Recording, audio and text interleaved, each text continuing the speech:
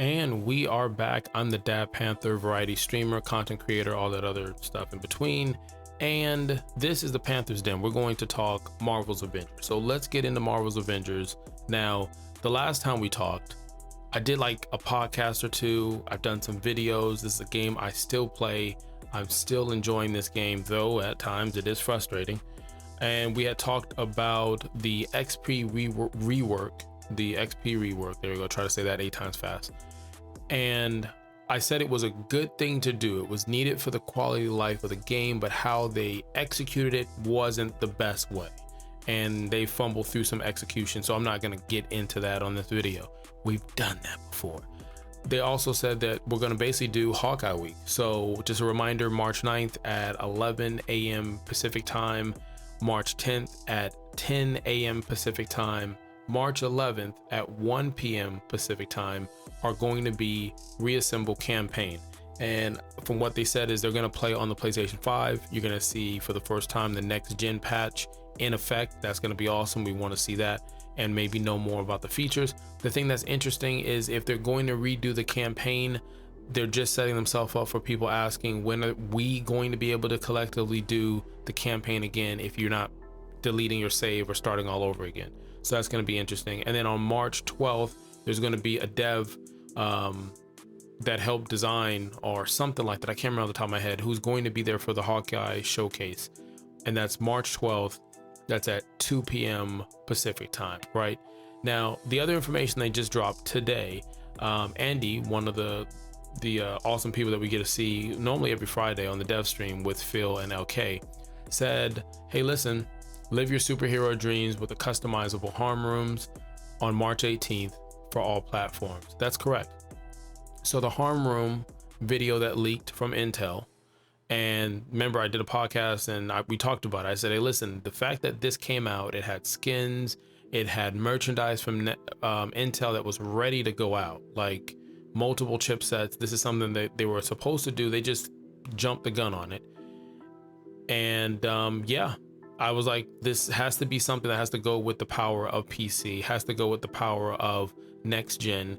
And that's probably something they were waiting on. And sure enough, it's coming out. Now, whether that changed because it leaked and they said, hey, let's do it. But I'm not going to take back the fact that it makes me seem like I was on the right side of the coin yeah, you know what I'm trying to say. So anyways, the thing that is interesting about this is if you've seen the video of it, isn't it demanding a lot from the system? Now, I'm not doubting that PC and next gen will be able to handle the load, but how does it work for current gen? We've already seen with games like, I'm only gonna say one game, Cyberpunk, where the experience on current console wasn't the same on next gen or even PC. So I don't understand exactly how this works out, but hopefully they answer the question, because if they're more open with the community, right? I don't think there's issues. I think we talk about this and we know, and it's upfront. But if people download this on the 18th, the rework isn't going to affect anybody, in my opinion, that's new or that's just playing the game. We already know that it levels up fast. I've said it before. I've done it 3 hours or so in the harm room and it's done level 50.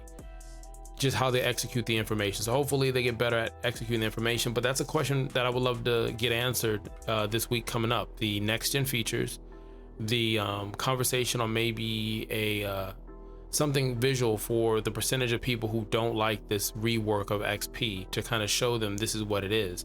And if I find something, I will post it in the back. It just might not be timed from what I'm saying. If somebody in the community has made a graph or anything like that. Also, Andy said, since the reset last Thursday, priority missions are no longer marked as complete if you completed a previous version. So there's a little housekeeping note there. So once again, harm room, you're going to be able to customize it to what level, we don't know. We don't know if there's going to be something different between PC next gen and consoles. Like maybe console has less enemies you can add, but then PC and next gen, you can double that. I don't know. It'll be interesting to see if it's going to help increase your leveling up, because again, if I can pick the level and in a harm room with no loading screen, and I can keep just spawning bosses and just beating up waves of bosses, then wouldn't I level up fast? Unless they took that out when they did the challenge removal, because I don't think it did XP at the time. It did something with the challenges. But yeah, will we be able to replay the campaign? Is cloning labs coming? Those are questions. More multiplayer fixes, because right now it's pretty stable, unless maybe you're playing with 4 and you have issues, but I don't see it having the same issues that it had before. I'm trying to think, is there anything else? I can't think of anything else that needs to be on this video, but you could have been anywhere in the world and you're here. That's all I have. If I get more information, I will let you know. If it's not worth putting out a video, check this video. I might put it in the comments so that you could just pop in and check. Could have been anywhere in the world. I just dropped something, but you could have been anywhere in the world. I appreciate it. Till next time, Kalika out.